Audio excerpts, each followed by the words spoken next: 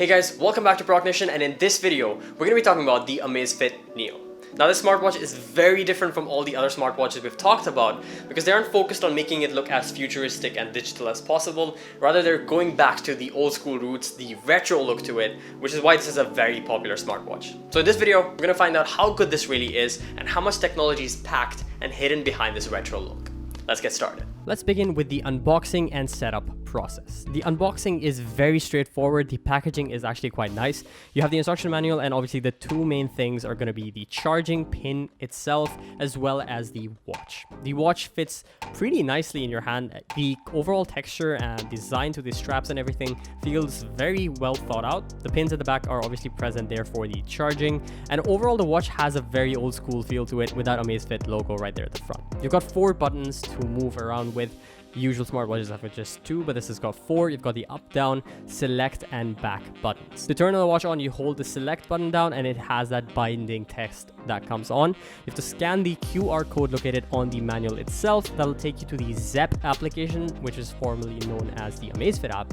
Sign in and you're pretty much good to go. You just have to scan with the QR and it finds the watch by itself, called Amazfit Neo, and that's about it. You're pretty much in the software connected to the watch without having to go through any hassle. So once that is done, you can put the watch on and you can fiddle around with it a little bit. There is a tilt to wake feature that enables the light with a slight delay, but that's pretty much what it is. So the up down buttons basically navigate through different menus, as you can see in the left circle there. You can go from weather to do not disturb. There's a lot more to talk about, but we get more into that a little bit later. So let's begin with the design. The watch itself comes with a plastic body and it has a PUR set of watch straps, which are 20mm in width.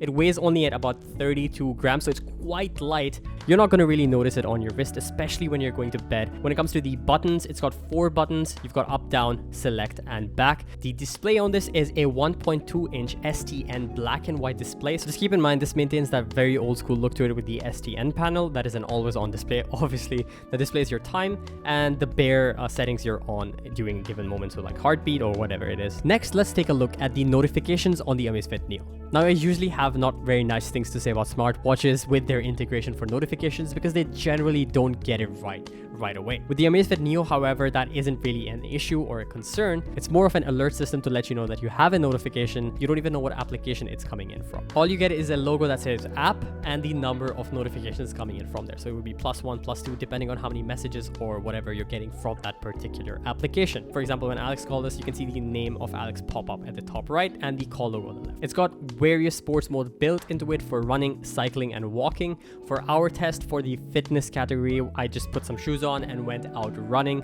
I hadn't run in a very long time. That was the first time I was running in a while, and this was a great way to track my progress, to see my peak heart rate, how high it was going, how low it was going, how many calories I burned, how much distance I covered. I'm not much of a runner, but I think if I have something like this on my hand that isn't very distracting, I might start running more often and take care more of my health because of something like that. I don't know, it's quite interesting, worth checking out if you have the chance. Other features include Bluetooth 5.0 connectivity. It's compatible both with iOS and Android devices. The application being used is the ZEP application. You've got real-time heart rate monitoring, 5 ATM water resistance, sleep tracking, sports tracking, step counter, call and app notification alerts, lift to wake screen, idle alerts, alarm clock, and a stopwatch. If you're curious about what sensors it has on board, you have the accelerator sensor, BioTracker PPG biotracking sensor, which is essentially important for calories tracking, your sleep tracking, and all of that stuff, as well as the optical heart rate sensor. Now, speaking of battery life, it has a 160 milliamp hour battery,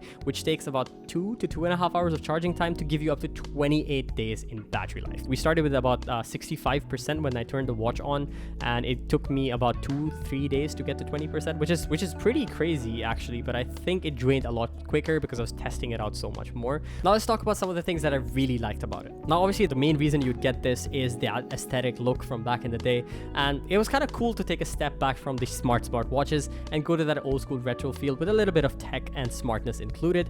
The sleep tracking was something I I didn't know how much I would really need until I actually started using it. I could actually see at what time I was waking up in the middle of the night, what I needed to do to improve my sleep, how long my REM cycles were, and what the pattern was so I could get better sleep in the night. Another thing obviously is if you work out a little bit, having that calorie count as well as your heart rate constant monitoring can show you where you can push yourself and where you really need to stop. If your heart rate's going out of control, it does give you an alert and lets you know what your max heart rate was, what your minimum heart rate was, so you can kind of be on track and know what's going on with your body. Another huge pro, I think, is the 28-day battery life, but this kind of makes sense because you aren't really utilizing the watch as much as other smartwatches with their various functionalities, so it's a lot easier to manage battery life on this and keep it consistently longer. Now the fun one, if you're into this retro sort of feel and don't want to be spending a lot of money, you're in luck because this costs just about $40, which is around 158 ringgit. So that's quite cheaply. I would say it's worth checking out. Alright, so now let's talk about who this smartwatch is really for. Now, if you're looking for those fancier Apple Watch, Galaxy Watch style watches,